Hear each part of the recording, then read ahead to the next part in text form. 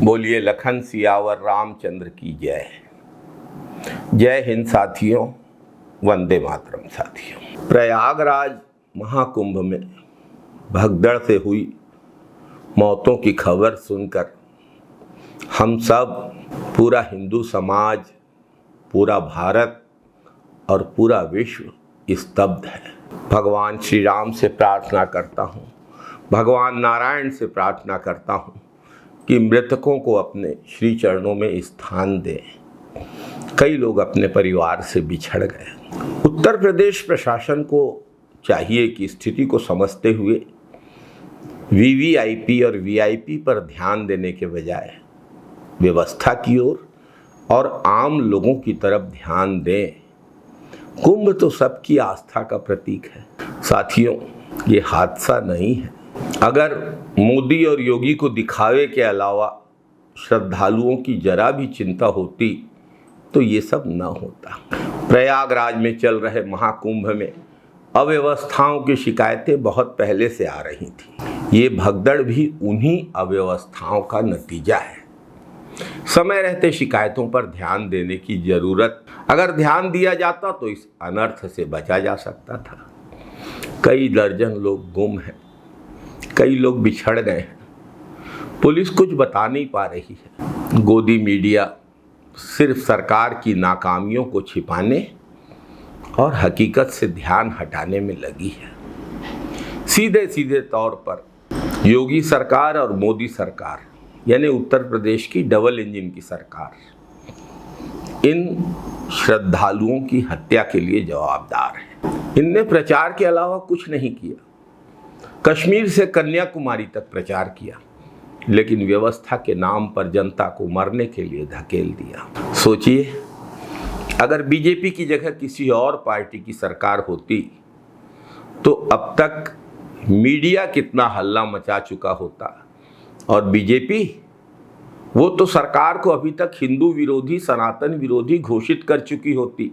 लेकिन गोदी मीडिया में मोदी जी से, योगी जी से सवाल पूछने की क्षमता ही नहीं है। महाकुंभ तो पहले भी होते थे।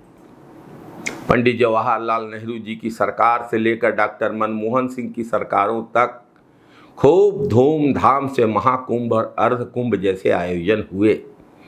लेकिन तब सरकारों का ध्यान प्रचार में कम, जनता की सुविधाओं और मेले की व्यवस्थाओं पर होता था।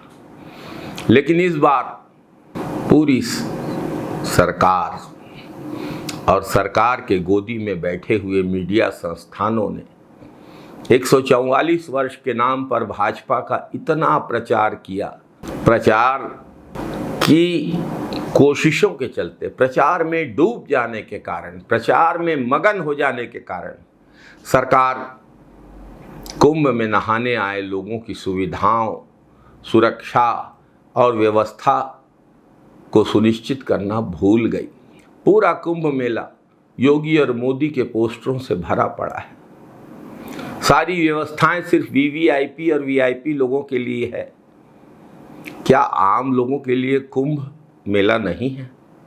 ऐसा पहली बार हुआ है जब सरकारों ने जनता की आस्था और विश्वास को कुचलकर महाकुंभ जैसे पवित्र पर्व को भाजपा की चुनावी रैली में तब्दील कर दिया है। भाजपा के सारे मंत्री, मुख्यमंत्री रीलबाजी और फोटोशूट में लगे हुए हैं और पुलिस उनकी व्यवस्था में लगी है, उनकी सुरक्षा में लगी है। इनको हिंदू की, आम भारतीय की आस्था से, सुरक्षा से, उसके स्नान की व्यवस्था से दूर दूर तक कोई लेना देना नहीं है। श्रद्धालुओं के आने जाने के लिए सरकार की तरफ से कोई व्यवस्था नहीं। सरकार स्पेशल ट्रेनें चलाने का दावा जरूर कर रही है, लेकिन ट्रेनें पृथ्वी पर चल रही हैं या किसी और ग्रह पर, अता पता नहीं है। हर जगह भीड़ और भगदड़। एयरलाइन कंपनियां सरकार के इशारे पर जनता से 10-10 गुना ज़्यादा किराया वसूल रही हैं। साथियों, जिन लोगों के लिए धर्म वोट लेने का धंधा है, वो लोग जब सरकार में आएंगे तो इस देश के आस्थावान लोगों का यही हाल होगा, यही गति होगी। धार्मिक लोगों की, आध्यात्मिक लोगों की। कुंभ एक धर्म और आध्यात्म का पर्व। जब जब पाखंडी लोग सत्ता में आते हैं तब ही ऐसी अनहोनी घटनाएं होती हैं। सावधान रहिए साथियों, सतर्क रहिए। आपकी आस्था और विश्वास को बेचने वाले काल नेमी रूपी लोगों से सतर्क रहिए। काल नेमी ले रहा था नाम भगवान राम का, लेकिन बैठा था संजीवनी बूटी लेने जा रहे हनुमान जी का वध करने के लिए। जो लोग लेते हैं धर्म का नाम, सिद्ध करते हैं वोट लेने का काम, लेकिन उन्हें कुंभ से नहीं है कोई सरोकार, धर्म से नहीं है कोई सरोकार, आस्था से, श्रद्धा से, विश्वास से कोई लेना देना नहीं है, अध्यात्म से कोई लेना देना नहीं है।